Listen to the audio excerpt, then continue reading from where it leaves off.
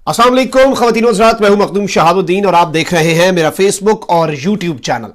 तुर्की Tayyip Erdogan की leadership के अंदर उनकी सरबराही में गुज़श्ता चंद सालों से बिलखुसूस और पिछली एक दिहाई से ओवरऑल जो वेस्टर्न ताकतें हैं उन्हें बहुत खटक रहा है और वो बड़ी ही पाबंदियां लगाने की भी कोशिश करते रहते हैं, तुर्की को उसके घुटनों पर लाने की या फिर उनके अपने अल्फाज में तुर्की को उसकी जगह पर लाने की कोशिश करते रहते हैं। लेकिन इसके बावजूद तुर्की हमेशा उठकर सामने आता है, हमेशा से अपने पैरों पर खड़ा होता है उन तमाम तर पाबंदियों के बावजूद। लेकिन अभी जो इक़दामात होने लगे हैं तुर्की के खिलाफ, जिनका खदशा जाहिर किया जा रहा है, वो थोड़े से तैयब एर्दोआन के लिए ज्यादा मसाइल पैदा कर सकते हैं और तुर्की की जो मईशत है, तुर्की की जो इकोनॉमी है, उसे अफेक्ट कर सकते हैं। तनाजा तो तुर्की और यूनान का है, लेकिन क्योंकि यूनान यानी कि जो ग्रीस है वो ईयू का मेंबर है, यूरोपियन यूनियन का, और यूरोपियन यूनियन का इजलास होने वाला है 10 से 11 दिसंबर को। और इस इजलास के अंदर 100% ये यकीन के साथ सारे ईयू के फॉरेन मिनिस्टर कह रहे हैं कि हम तुर्की के ऊपर सैंक्शंस लगाएंगे, हम तुर्की के ऊपर पाबंदियां लगाएंगे, क्योंकि तुर्की जो है उसने अपना मसला हल नहीं किया ऑयल की ड्रिलिंग वाला ग्रीस के साथ, ये हमारे एक मेंबर के साथ जुल्म कर रहा है। लेकिन हकीकत कुछ और है। इसके अंदर जो फ्रांस है उसका भी काफी ज्यादा किरदार है और बहाना सिर्फ ग्रीस है। ईयू जो है और यूरोपियन यूनियन तैयब एर्दोआन का मैक्रोन के खिलाफ जो पूरी कैंपेन थी उसका बदला भी ले रहे हैं। इसके साथ ही साथ नेटो का रुकन है तुर्की। अब नेटो का रुकन होने की वजह से नेटो के अंदर जो तुर्की का भी नुमाइंदे गए हैं उन्होंने भी एक बड़ी चश्मकुशा बात की है जो कि तैयब एर्दोआन के लिए तशवीशनाक हो सकती है। और टर्किश लीरा जो है, इनकी जो करेंसी है, उसके लिए थोड़ी सी वो खतरनाक हो सकती है और वो अमेरिका की सैंक्शंस हैं। यूएस सैंक्शंस लगा सकता है तुर्की के ऊपर, क्योंकि तुर्की खरीदेगा S-400 जो कि रशिया से वो खरीद रहा है। अभी जो S-400 air and missile defence system वो खरीद है रशिया से, अमेरिका इसके ऊपर खुश नहीं है और इसकी वजह से अमेरिका की जो डिफेंस कमेटी है वो तुर्की के ऊपर पाबंदियां लगा सकती है और बहुत ज्यादा तवक्को जाहिर की जा रही है। और इसके अंदर यह भी कहा जा रहा है कि कोई बड़ा फर्क नहीं आएगा, ट्रंप है या बाइडन है, तुर्की के लिए वो वैसा ही रहेगा। बाइडन जरा मीठी छुरी बन के तुर्की के खिलाफ होगा और ट्रंप जो है वो जरा एग्रेसिव होके, लेकिन ओवरऑल तैयब एर्दोआन के लिए अमेरिका की तरफ से भी मुश्किलात है। यानी टू फ्रंट्स से उसके ऊपर मुआशी सख्तियां जो हैं, सैंक्शंस जो हैं, पाबंदियां जो हैं, उसे नीचे लाने के लिए, उसकी मईशत को तबाह करने के लिए उसे उनका खतरा है। और यह सब कुछ तैयब एर्दोआन के आलम इस्लाम का लीडर बन के उभरने की सजा के तौर पर दिया जा रहा है। इनकी तमाम तर तफसीलात, पूरी डिटेल्स, ये जो इजलास होने वाला ये क्या है, ग्रीस के साथ इनका मसला क्या है, ये S-400 के ऊपर अमेरिका के अंदर क्या कार्रवाई होगी, इन सब के ऊपर आज की इस वीडियो में हम डिस्कशन करेंगे और जो डिटेल्स हैं वो आपके सामने रखेंगे। लेकिन उससे पहले अगर अभी तक आपने चैनल को सब्सक्राइब नहीं किया तो सब्सक्राइब भी कर लें और घंटी के निशान को भी दबा दें ताकि आने वाली तमाम तर जो वीडियोस हैं वो आप तक पहुंचती रहें। और इसी तरह मुकम्मल ईमानदारी के साथ हकाइक पर मबनी सच्ची और मुस्तनद खबरें मैं और मेरी टीम आपकी खिदमत में पेश करते रहें।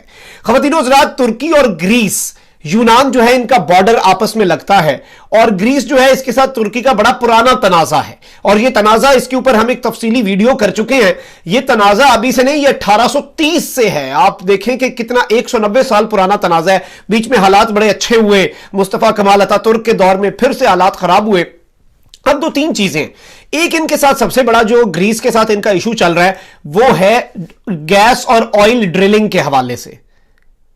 गैस और ऑयल की जो ड्रिलिंग है, तुर्की उसके प्लान्स बना रहा है, क्योंकि मुआहदा लूसान जो कि ट्रीटी ऑफ ल्यूजेन है वो जब खत्म होगी और 2023 के अंदर तैयब एर्दोआन के ऊपर से सर से तलवार उठ जाएगी, फिर तो वो कहीं पर भी ऑयल ड्रिलिंग कर सकेंगे तेल के लिए। अभी तो वो उस मुआहदे के पाबंद हैं जिसमें वो तकरीबन 97 ईयर से उस मुआहदे से 97 साल हो गए हैं उस मुआहदे की पासदारी कर रहा है तुर्की। तो एक तो इसकी वजह से वो लोग बड़े परेशान है। दूसरा, ग्रीस के साथ उसका ऑयल ड्रिलिंग के ऊपर इशू चल रहा है जिसके ऊपर मुज़ाकरात भी हुए और थोड़ा सा तुर्की के लिए सिचुएशन जो है वो खतरनाक भी है। और इसका अंदाजा यहां से होता है कि तुर्की बहुत ज्यादा कोशिश कर रहा है और वो मुतालिबा वो कह रहे हैं कि हम मुज़ाकरात करें, आप सब कुछ करें।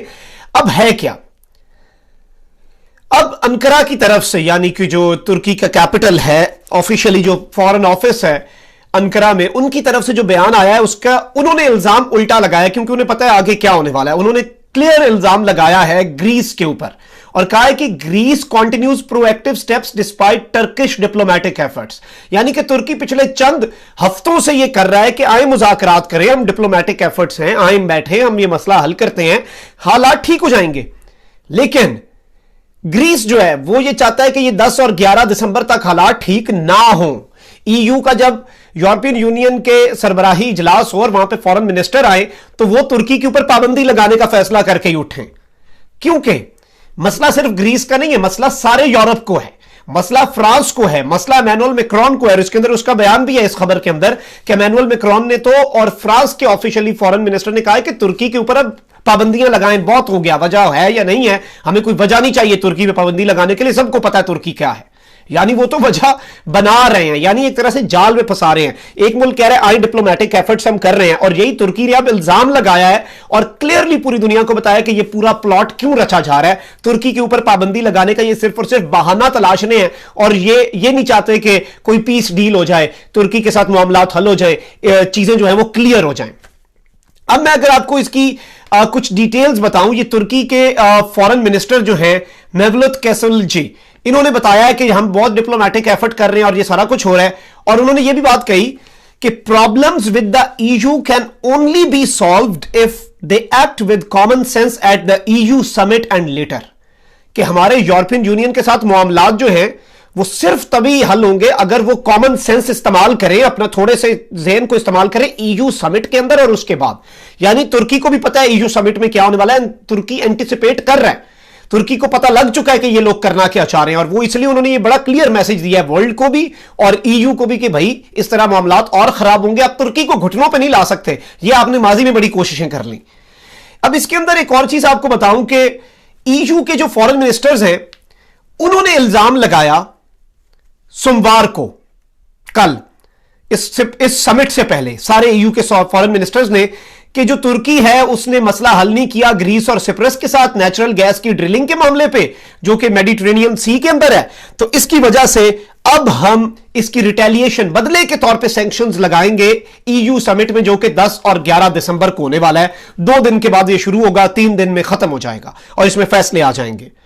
लेकिन जिस दिन ईयू के फॉरेन मिनिस्टर्स बयान जारी करते हैं, यानी कि सोमवार के दिन, उसी दिन तैयब एर्दोआन का एक वीडियो मैसेज सामने आता है जो कि किसी यूनिवर्सिटी के अंदर एक कॉन्फ्रेंस के लिए उन्होंने दिया। लेकिन उन्होंने एक बात बताई, उन्होंने कहा कि भाई Ankara will not tolerate any attempts made by other countries in order to confine Turkey. तुर्की को रोकने के लिए आप जो मर्जी कर लें, हम डटे हुए हैं, हम नहीं रुकेंगे।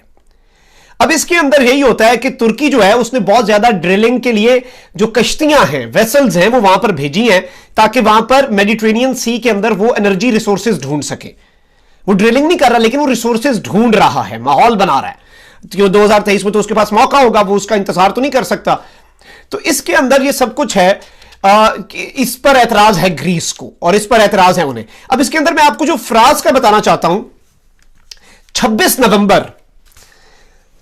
नवंबर को फ्रांस ने यूरोपियन यूनियन से तुर्की पे सैंक्शंस लगाने का मुतालबा किया और उनकी वर्डिंग सोचें, आप वर्डिंग पे ध्यान दें, उन्होंने क्या अल्फाज इस्तेमाल किए फ्रांस ने यूरोपियन पार्लियामेंट से। उन्होंने कहा कि it is time to punish Turkey, यानी ये तुर्की को सजा देने का वक्त आ चुका है। तो ये पूरा माहौल इन्होंने इसलिए क्रिएट किया, ये तुर्की को घुटनों पे लाना चाहते हैं। और असल इन्हें खार ग्रीस और सिप्रस वाली नहीं है, असल इन्हें इशू इमैनुअल मैक्रोन की जो गर्दन में अटके हुए हैं तैयब एर्दोआन, और उन्हें नानी याद करवाई है बायकॉट मुहिम करके, उसे पूरी दुनिया में उसे एक्सपोज करके उसकी हिपोक्रेसी को, इन्हें उस चीज का गुस्सा है, उन्हें उस चीज के मसले हैं। दूसरी तरफ अब तुर्की के लिए जो बड़ा मसला पैदा हुआ है, होने जा रहा है, वो नेटो मुल्क है तुर्की, और नेटो मुल्क बेसिकली अमेरिका का इत्तेहाद है, यानी रशिया इस नेटो का कुछ नहीं है। रशिया एक और तंजीम है जो कि नेटो के बिल्कुल ऑपोजिट है, उसका मेंबर है। इस सब के अंदर तुर्की जो है वो नेटो का रुकन भी है और अमेरिका भी नेटो और ये सारे वेस्टर्न मुल्क हैं। तो तुर्की ने जो S-400 एयर और मिसाइल डिफेंस सिस्टम का मुआहदा किया रशिया के साथ, उसकी वजह से बड़े ही अरसे से ये उम्मीद जाहिर की जा रही थी कि अब होगा ये कि ये तुर्की के ऊपर सैंक्शंस लगेंगी। लेकिन तुर्की के जो सफीर हैं बराए नेटो, तुर्की के नुमाइंदे जो हैं बराए नेटो, नुमाइंदा खुसूसी उन्होंने कहा है कि we can make sure that S-400 system will not pose any threat to F-35 jets और एनी अदर नेटो सिस्टम। यानी अमेरिका यह कह के पाबंदियां लगाएगा कि भाई आप रशिया का सिस्टम लाए हैं, रशिया वाले आपका सारा, हमारा अमेरिका का सिस्टम देख लेंगे, हमारे पूरे नेटो का सिस्टम देख लेंगे। तो तुर्की ने इस बात की क्लैरिफिकेशंस बार बार दे रहा है कि हम मेक श्योर करेंगे, we will ensure that nothing happens, कुछ भी नहीं होगा। और इसे हम सिर्फ ले रहे हैं, हम उन्हें दे तो नहीं रहे सब कुछ, लेकिन सैंक्शंस जो लगाई जा रही हैं उसके बारे में तुर्की ने यह भी कहा है कि create disturbing conditions and make affect Turkish American bilateral relationship in negative way when Turkey and US really need each other in current global condition. तुर्की और अमेरिका को एक दूसरे की बड़ी ज्यादा जरूरत है इस पूरी सूरत हाल के अंदर, लेकिन मामलात खराब हो सकते हैं। यानी तुर्की बार बार वार्न कर रहा है और अपनी जो पूरी सूरत हाल है, अपनी सिचुएशन है, तुर्की उसे क्लियर कर रहा है बैक टू बैक और पूरी दुनिया को यह रियलाइज करवाने की कोशिश कर रहा है कि उनके साथ क्या हो सकता है और क्या कुछ किया जा सकता है और आलमी ताकतें करना क्या चाहती हैं। तो इस वक्त तुर्की के लिए बड़ा ही ये क्रूशल टाइम है, ये अगले 3-4 दिन ईयू के हवाले से और अगले 1-2 हफ्ते जो है अमेरिका के हवाले से, और दोनों तरफ से सैंक्शंस लग सकती हैं और इकोनॉमी पे बड़े एडवर्स इफेक्ट्स होंगे। अल्लाह करे ऐसा ना हो। और ये जो जितनी खबरें हैं सब कुछ, लेकिन तुर्की की जो कोशिशें हैं वो यही बता रही हैं कि कुछ होने जा रहा है। और हमारी दुआएं, पाकिस्तान की आवाम की दुआएं तुर्की के साथ, अल्लाह ताला तुर्की की मदद करे, तैयब एर्दोआन की मदद करे इस अजीम मिशन में जिस पर वो चल रहे हैं। अपना बहुत ख्याल रखिएगा। मखदूम साहब को इजाजत दीजिए। अपने इर्द गिर्द लोगों का भी ख्याल रखिएगा और इस मुल्क पाकिस्तान का भी ख्याल रखिएगा। जहां जहां मुसलमान कोई सी मुसीबत में है, परेशानी में, अल्लाह ताला उनकी मुसीबतों को हल करे। अल्लाह नेगेबान। पाकिस्तान जिंदाबाद।